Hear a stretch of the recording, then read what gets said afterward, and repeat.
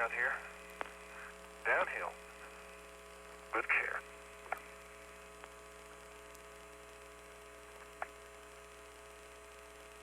Yeah, it looks like the same.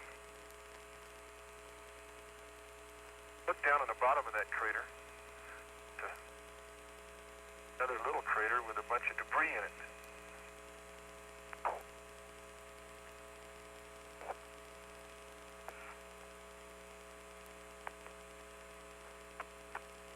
Find a spot on the side here. Go ahead.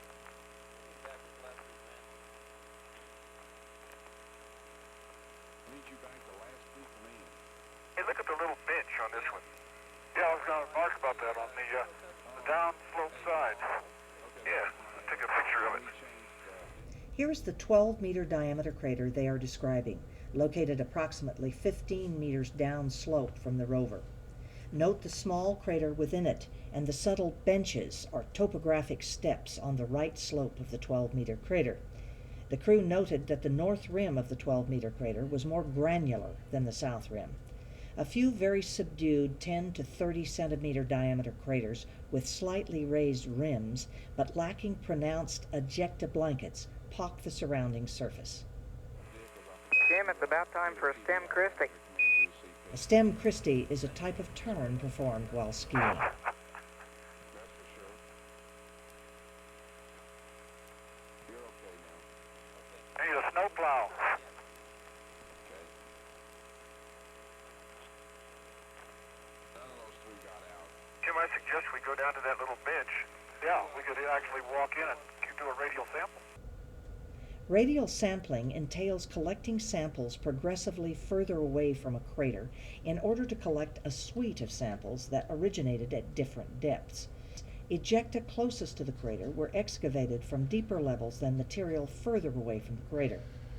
But look how the zero phase wipes everything out. Man.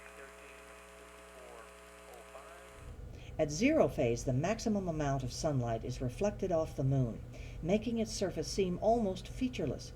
You can see the effect by comparing the north and east rims of the crater in this photo. The north rim is at zero phase. Yeah, we can get this here. Easy. So we don't want to go too far downhill. So we don't climb back up to our rover friend. That looked a lot Shoot better. for this. They're all too big. Notice you're kicking up some white material there, Dave? Oh, I didn't notice. Hey, you're right. Got a trench. You're right. Sure should. Good idea, Jim. Sounds great. Gotta use a A trench core. sounds great. Trench sounds great, okay? Trench or a core? Yes, sir. A single core would be nice. They're always nice. You guys are easy to please today. Then we go to the upper rim up there and pick up the core, Jim, on our way back up. Okay, let's get this fragment here. Or a bunch of these little ones, I guess.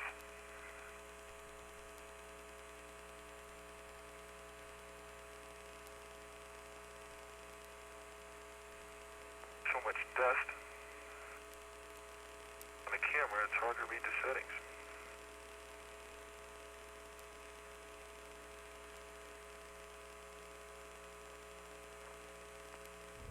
Dave and Jim collect 10 rock samples, 15259, 15265 to 15269, and 15285 to 15289, from an inner bench on the northeast wall of the 12-meter crater.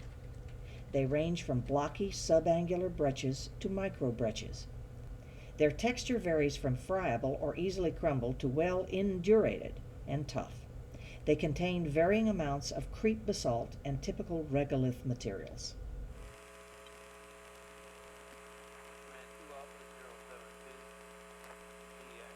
Okay, I think the big one is too big to put in, as usual. Of course, we'll never be satisfied with that, but I'll take some of these others, okay? I think they're the same.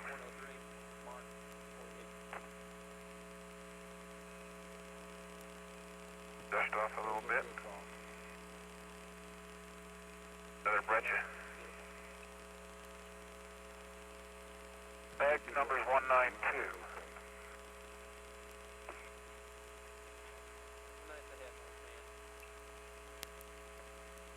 Told it not get a bunch of these frags right here.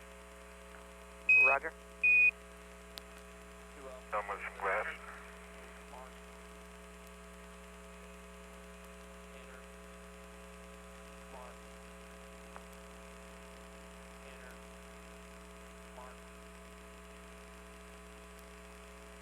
Okay, that ought to do it. Why don't you close it up and I'll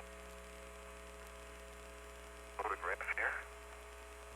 In this after photo, you can see where samples of these small pieces, 15259, 15268, and 15286 to 15289, were collected.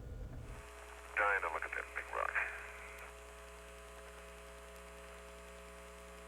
Put this in your bag.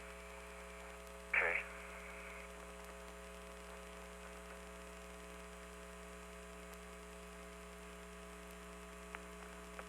Okay?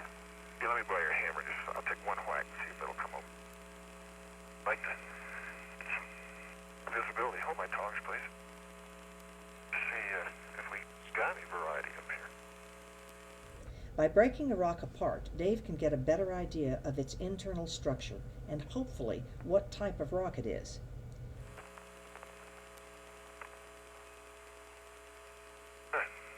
Not bad at all. More friable than what you're trying to... Yeah, sure is. Yeah, not bad for a beginner.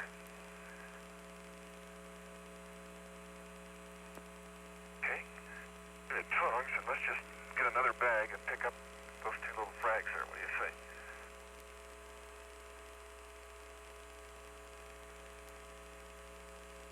Evidently your TV is working okay today, Joe, is that right?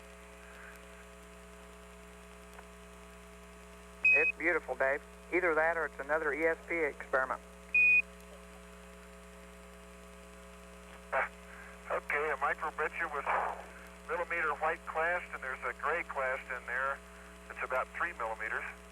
That looks a little different. Let me go down and get this other one that came up. Here are samples 15265 and 15266. Sample 15265 is a slabby subangular breccia. Samples 15265 to 15267 were originally a single rock found lying on the north rim of a 40-centimeter diameter crater. They are most likely the result of the rock's low-velocity impact into the surface. Sample 15266 has slickened sides. Yeah, and 193 is the number on the bag.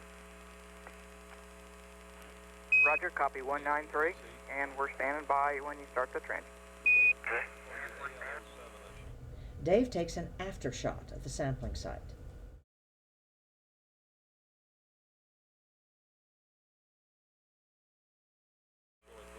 Okay.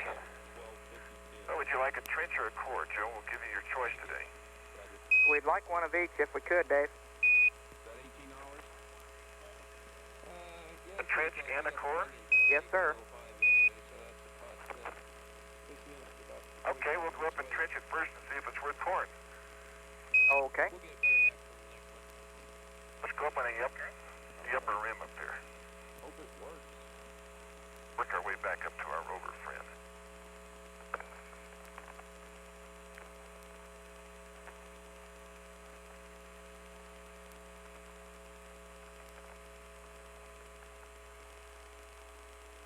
Dave takes a photo while he's waiting for Jim.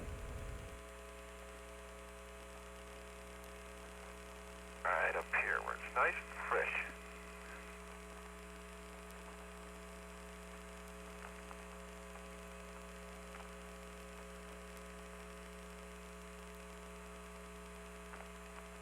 Hey, Jimmy, dig me a little trench when you get up here. Fast.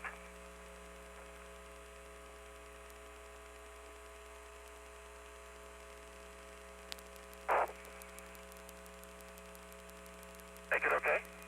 Yeah. Take my time. Good idea.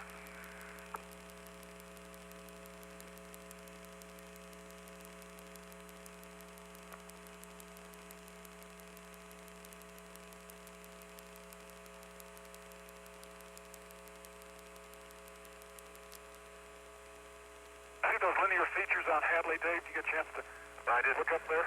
On Mount Hadley? Yeah.